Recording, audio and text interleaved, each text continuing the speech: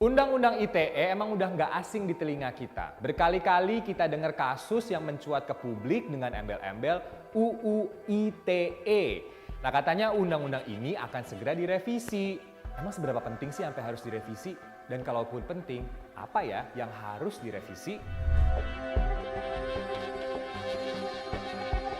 Isu revisi Undang-Undang ITE mencuat setelah Presiden Joko Widodo di hadapan para petinggi TNI Polri mengatakan undang-undang ini kadang-kadang tidak berasaskan keadilan. Presiden Jokowi juga bilang tidak segan-segan meminta DPR untuk melakukan revisi Undang-Undang ITE. Saya akan minta kepada DPR untuk bersama-sama merevisi undang-undang ini, Undang-Undang ITE ini. BTW, Kapolri Jenderal Listio Sigit Prabowo juga bilang ada beberapa pasal yang karet di dalam Undang-Undang ITE.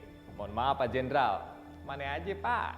Jadi gini guys, Undang-Undang ITE atau Undang-Undang Nomor 11 Tahun 2008 secara umum dibagi menjadi dua bagian besar. Yang pertama tentang pengaturan informasi dan juga transaksi elektronik, dan yang bagian berikutnya adalah tentang pengaturan perbuatan yang dilarang. Bagian pengaturan informasi dan juga transaksi elektronik ini isinya banyak mengacu pada peraturan internasional. Bagian ini dibuat untuk mengakomodir kebutuhan para pebisnis dan juga masyarakat umum supaya ketika melakukan transaksi elektronik kita punya kepastian hukum. Nah, bagian ini contohnya adalah soal data atau informasi elektronik, terus juga tanda tangan elektronik, serta sertifikasi dan sistem elektronik.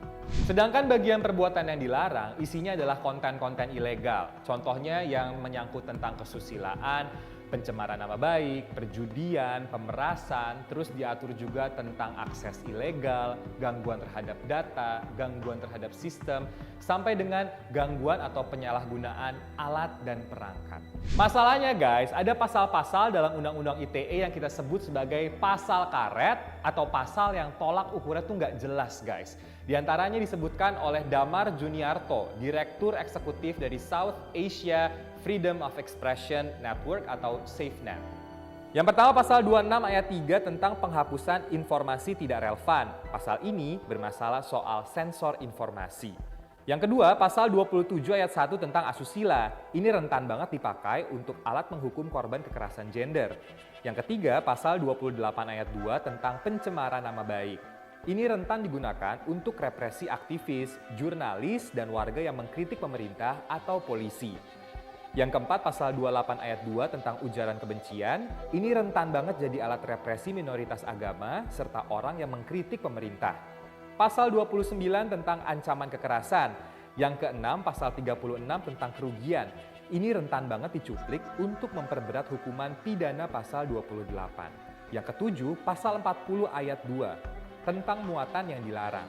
Ini rentang banget dipakai untuk mematikan jaringan dengan alasan memutus hoax.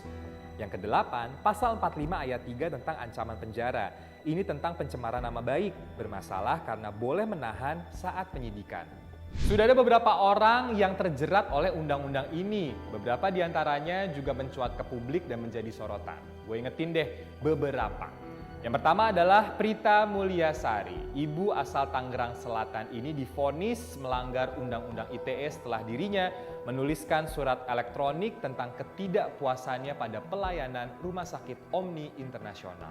Ariel Noah juga terjerat Undang-Undang ITE setelah video syur dirinya menyebar. Ariel juga dianggap melanggar KUHP tentang pornografi. Karena hal ini ia sempat dipenjara 3,5 tahun.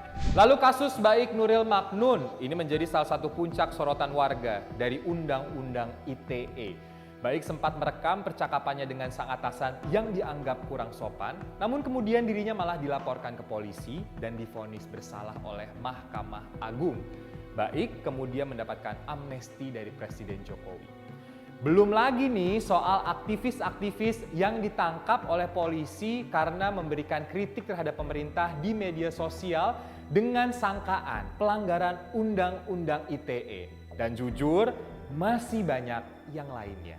Nah sekarang pertanyaannya, apa yang harus direvisi dari Undang-Undang ITE?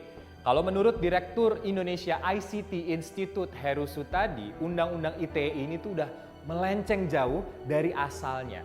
Undang-undang ini harusnya menjawab persoalan tentang kejahatan cyber. Namun sekarang malah menjadi undang-undang sapu jagat yang bisa digunakan untuk memenjarakan seseorang yang dikhawatirkan dasarnya nggak jelas. Jadi menurut Heru, undang-undang ini harusnya direvisi secara total. Apalagi guys, bakal ada Undang-Undang Perlindungan Data Pribadi atau UU PDP. Jadi nanti ada irisan antara Undang-Undang ITE dan Undang-Undang PDP. Jadi sebenarnya Undang-Undang ITE bisa saja fokus pada ekonomi digital.